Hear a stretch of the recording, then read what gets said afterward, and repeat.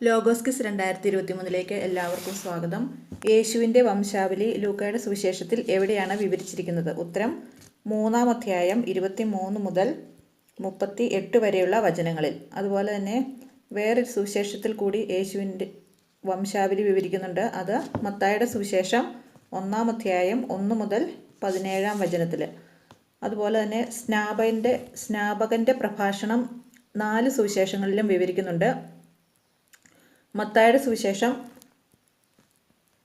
3-ാം അധ്യായം 1 മുതൽ 12 വരെയുള്ള വചനങ്ങളിലും, മർക്കോസിൻ്റെ സുവിശേഷം 1-ാം അധ്യായം 1 മുതൽ 8 വരെയുള്ള വചനങ്ങളിലും, യോഹന്നാൻ്റെ സുവിശേഷം 1-ാം അധ്യായം 19 മുതൽ 28 വരെയുള്ള വചനങ്ങളിലുമാണ് വിവരിക്കുന്നത്.